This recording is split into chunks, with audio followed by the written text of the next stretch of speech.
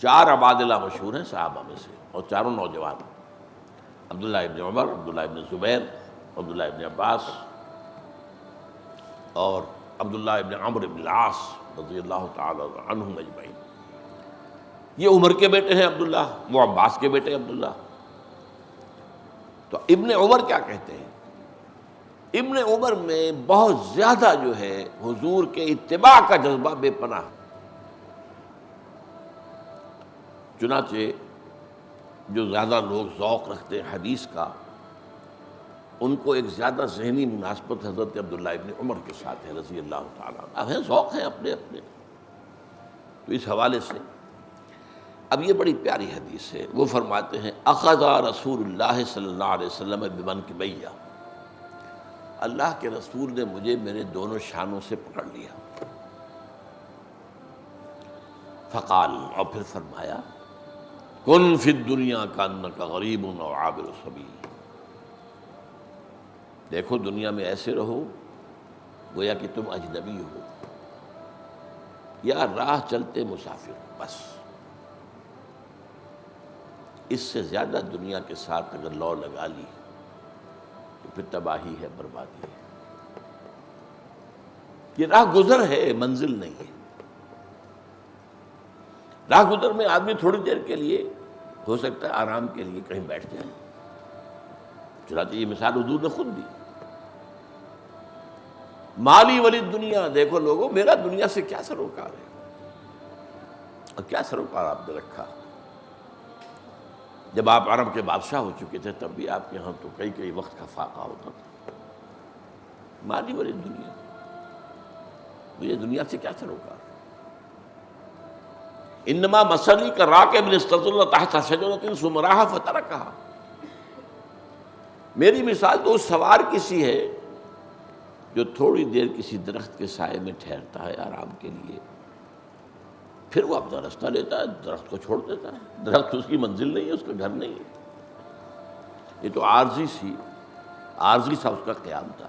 انما مثلی کراکب، اس سوار کی طرح میری مثال ہے، استظل تحت شجرۃ، جو کسی درخت کے سائے میں تھوڑی دیر بیٹھتا ہے، ثم راح، پھر چلا جاتا ہے، وترکھا، اور اس درخت کو چھوڑ دیتا، بھول جاتا کہ میری زندگی کے اندر کوئی درخت بھی آیا تھا۔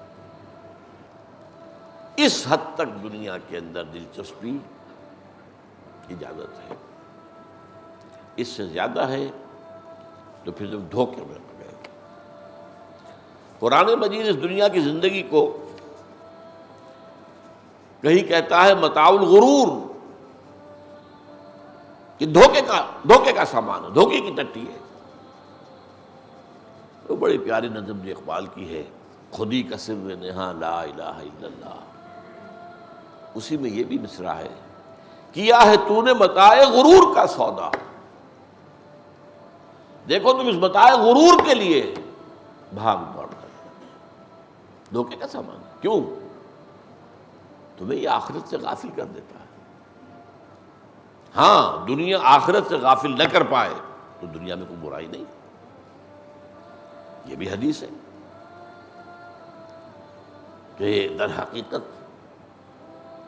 الدنیا مزرعۃ الآخرہ، دنیا کھیتی ہے آخرت کی، یہاں بو گے تو وہاں کاٹو گے نا، تو ترک دنیا نہیں ہے اسلام میں، یہ رہبانیت والی اور ترک دنیا یہ اسلام میں نہیں ہے۔ دنیا کو چھوڑنا کیوں ہے؟ دنیا پر اللہ کے دین کو غالب کرنا ہے، چھوڑنا یہ مانی دارت۔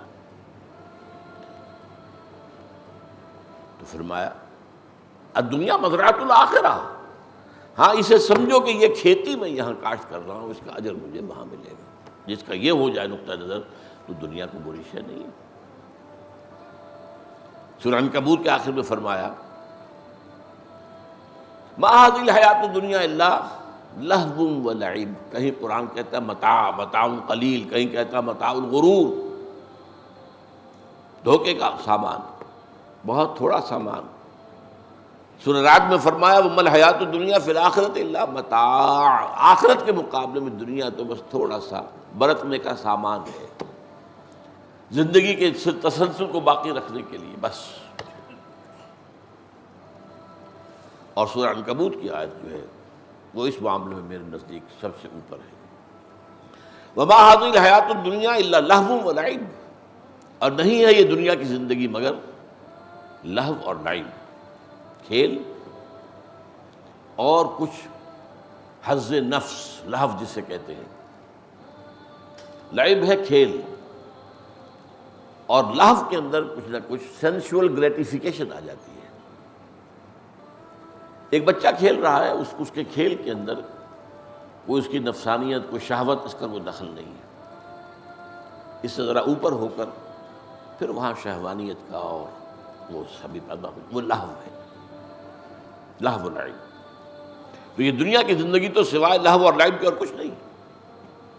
وَإِنَّ دَارَ الْآخِرَةَ لَهِيَ الْحَيَوَانُ، اصل زندگی آخرت کی زندگی ہے۔ لَوْ كَانُوا يَعْلَمُونَ، کاش کہ انہیں معلوم ہوتا۔